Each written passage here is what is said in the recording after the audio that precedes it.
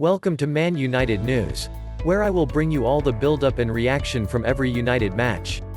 You can have it all delivered straight from me to you. Please subscribe, like, share and comment. Thanks for watching. Solskjaer's loyalty to three Manchester United favourites will be tested in the Europa League final. 5 key talking points for Man United going into their Europa League final showdown with Villarreal in Gdansk tonight. Ole Gunnar Solskjaer has been justified so far in hanging his hat on the partnership of Fred and Scott McTominay in midfield. The duo paired up effectively in Manchester United's seismic Champions League victories away at Paris Saint-Germain under the Norwegian and have solidified the side at key points over the past 2 Premier League seasons. They are nailed on starters against Villarreal, though some would rather see a more aggressive team selection from Solskjaer in midfield, in the shape of Paul Pogba. Yet the Frenchman is likely to start out wide, meaning there's only room for one of Marcus Rashford and Mason Greenwood on the other flank, to accommodate McFred centrally.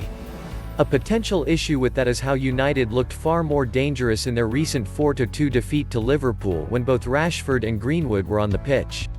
Fred and McTominay were overrun that day and it didn't bode well for their next big game. This final.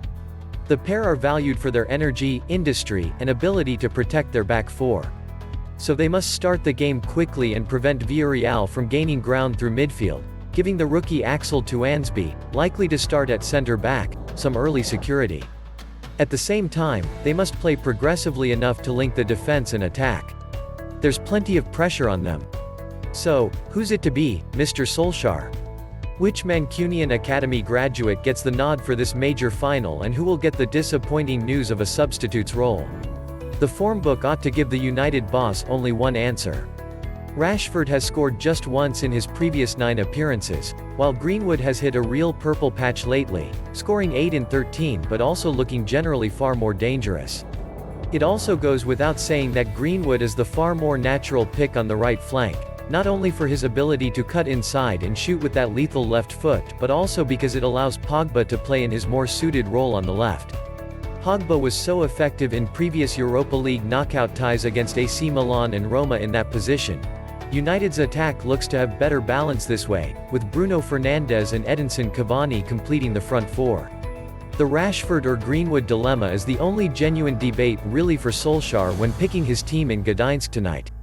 Don't be surprised if he picks the more senior man, a longtime favourite of his, and ignores the form book. The Emery factor. Unai Emery may have been something of a joke figure during his time in charge of Arsenal in the Premier League, but he's far from that when it comes to the Europa League. In any case, Mikel Arteta and the current Gunners iteration are showing that getting Arsenal back into the elite of English football is a harder task than Arsene Wenger made it appear. That Emery got them into the Europa League final, albeit losing to Chelsea, was a feat in itself. But when it comes to managing Spanish sides in the latter stages of the competition, nobody has a record quite like Emery's. He won the competition in 3 successive years with Sevilla, an achievement that has never been matched. His experience and nous of how to navigate these games clearly outstrips Solskjaer's, so Villarreal understandably feels they have the edge in the dugout battle. Tactically, Solskjaer must be at his best. Besides one of Greenwood or Rashford, it would appear that Solskjaer doesn't have too many other options he can introduce to make a telling impact off the bench. The United boss, however, should need no reminding how important substitutions can be in turning European finals on their head. Tonight's game in Gdansk comes exactly 22 years to the day since Solskjaer and Teddy Sheringham transformed the fortunes of Sir Alex Ferguson's side against Bayern Munich in Barcelona. And while only a sentimentalist would get caught up with the May 26 date and the history surrounding Solskjaer, the Norwegian should recognize the value a wildcard sub could have if United needs a late boost tonight. Ahmad and Anthony Elanga haven't traveled with the United squad just to make up the numbers. Their performances against Wolves at the weekend may have persuaded Solskjaer to use them if needed against Villarreal. United are allowed to name a matchday squad of 23, meaning 12 possible substitutions. It would be a crying shame if they didn't explore every possible avenue to victory. The transfer backdrop. Whether or not actually winning the Europa League trophy will strengthen Solskjaer's negotiating position with the United board when deciding their summer's budget seems a moot point.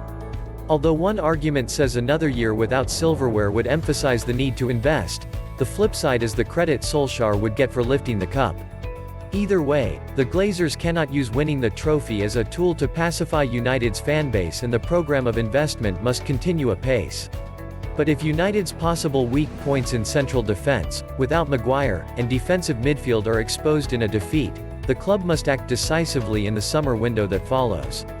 Other potential transfer themes to emerge from the game may include Pau Torres auditioning for a possible move to United, despite his claim that he's happy at Villarreal. While the final could even prove a shop window for Pogba to finally secure that lucrative move to Real Madrid or Juventus. There is no shortage of subplots going into what ought to be a fascinating final. Please subscribe, like, share and comment. Thanks for watching.